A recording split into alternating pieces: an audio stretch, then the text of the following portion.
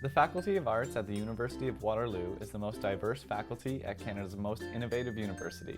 The year 2010 marked the Faculty of Arts' 50th anniversary, starting in 1960 with 54 students enrolled in arts, and now with over 50,000 alumni living and working around the world. Hi, my name's Calen and I'm a second-year arts major here at the University of Waterloo. We're going to be taking a look at some of the stereotypes that exist within faculties and in the arts faculty specifically by talking to some students and getting their opinions. In order to do that, we came to the Renison University College residence to see what some students thought.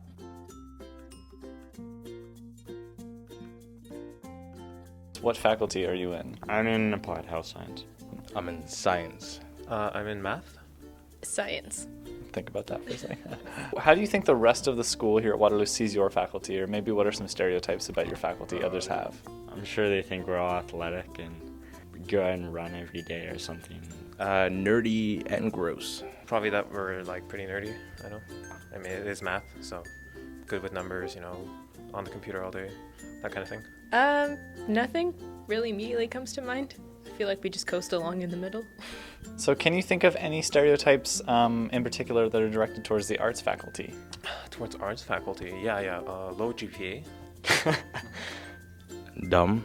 There's that whole elitist thing where math students do more work and then art students don't do any work. Kind of perceived as a bit of a group of slackers and not so smart and didn't take as much effort to get in. I know there's a stereotype that they don't do a whole lot compared to other faculties. It's just a bunch of painters or something. Right, so then if you had to maybe kind of order the faculties here at Waterloo in order of importance, do you think the arts would come towards the top or towards the bottom of that list? What's art? I feel like there's not really any faculty that's more important than other ones. I don't know, they all do such different things. I guess it would be towards the top, but I feel like everyone would be towards the top in some regard. I guess it depends on what you're ranking them on. Probably close to the bottom. Towards the bottom. So do you think that these kind of stereotypes between faculties affect students? Yes. Yep, it's caused many a fight between myself and friends and just endless teasing and people making fun of each other, which is funny up to a point, and then it's just annoying. I don't know, if you were directly harassed, I guess that's a problem. But if you're just kind of hearing it as rumors or whatever, just kind of a school thing, then I guess it doesn't matter. Can you think of anything the University of Waterloo does to try and create the idea of all faculties are equal or an equal environment in that respect? I'm not really sure. Not really. Seems like the opposite, actually. When you first get here in orientation week, they divide you up into your faculties and then put you against each other in tasks and stuff. So it doesn't seem like they're trying to get us to merge at all. I mean, we had the whole Frosh Week thing, even though we were separated. There were times when we're still one big university and still a big family, even though we were separated into different faculties and we might not see each other, but we're still here and we're in the same place.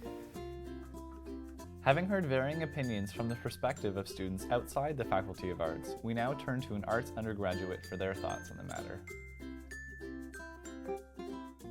I think that some stereotypes that people have about the Faculty of Arts is that our courses aren't as hard and that we don't do as much work. I guess people just see the work that the students in the art faculty are putting in and they feel that maybe other faculties do put in more work.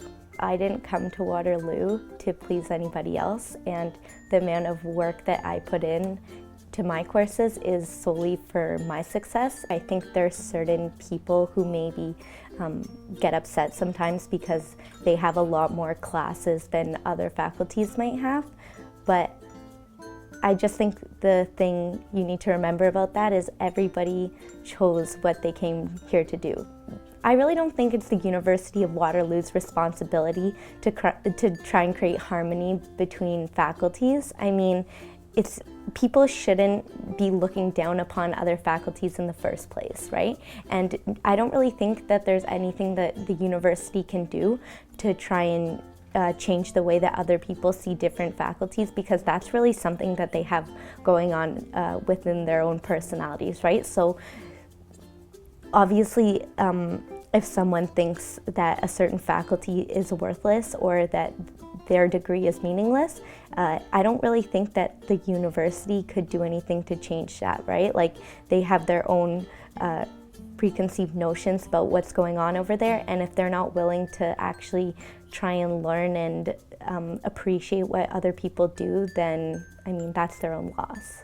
I just think it's really important for everybody to remember why they came here in the first place. So if you chose to come here for math, or if you chose to come here for arts or environment, just remember why you came here for that, and don't worry about what people think of what you're doing here. I think that the rivalries between faculties are here to stay, just because I think when you group people together and you put labels on those groups, people's automatic reaction to that is to compete within those groups. But I don't think it's competition in a bad way. I think it's competition can be a good thing sometimes. It gives art students more drive to want to succeed in life, right? To prove other people wrong. So, yeah. So, after getting some students' opinions on stereotypes within the school, we wanted to know if the university had anything to say. And who better to talk about the arts faculty than the Dean of Arts? How do you, I guess, feel the arts faculty is perceived? Administration at that time and today looks upon arts as a critical part of the university. They're quick to celebrate our successes. We're #1 in the country for Social Science Humanities Research Awards, which comes as a great surprise to a lot of universities where they often jokingly refer to us as an engineering school. And you can look at any one of our departments in arts and you can find not only excellent faculty and faculty researchers, but you find students who are succeeding as well, going on to really good graduate programs, moving into various careers. One of our alum, for example, just stepped down as chairman of the Toronto Stock Exchange. He was a historian. So you find UW arts grads in a lot of places that people might not typically expect them to be. What was really striking to me is, in the case of the United Kingdom, it seems that the real value of an arts degree is becoming much better appreciated at all levels, including government, the not-for-profit, and the private sectors. The fact that we're justly celebrated for math, computer science, and engineering, rather than resented, I think it's important for us to celebrate their success and but at the same time chart our own success. That to me is really where we ought to be going. Here at Waterloo, we're not surprisingly associated with engineering and science and computer science and math. And there's nothing wrong with that. I mean, those are strong areas, and there's actually a lot to be gained by working collaboratively with them. Do you think that these rivalries between faculty should be pushed against and trying to kind of dissolve those kind of ideas, or? I think the misunderstandings have to be pushed against. One can try and counter them by actually using facts, but a lot of these people aren't interested in facts, and to me, you could spend a lot of time just trying to dispel these myths when in fact, you know, get on and enjoy it. Find out what you want to do as a student. Don't let others tell you that.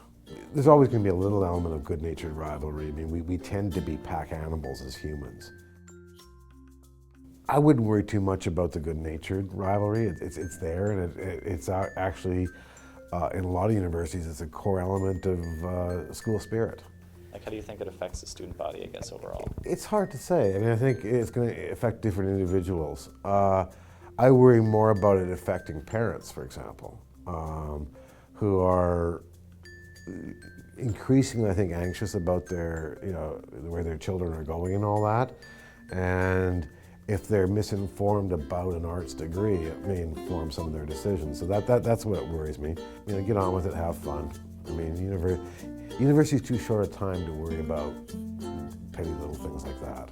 I mean, there's always going to be some students who choose what to study based upon external pressures.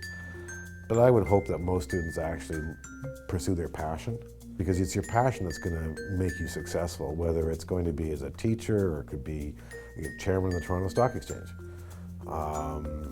Talking with him, he extols the value of what he learned as a historian. And that to me is one of the best examples of how an arts degree is relevant. Not the arts degree per se, but because it enabled that person to really develop what they want to. Find your passion, pursue it.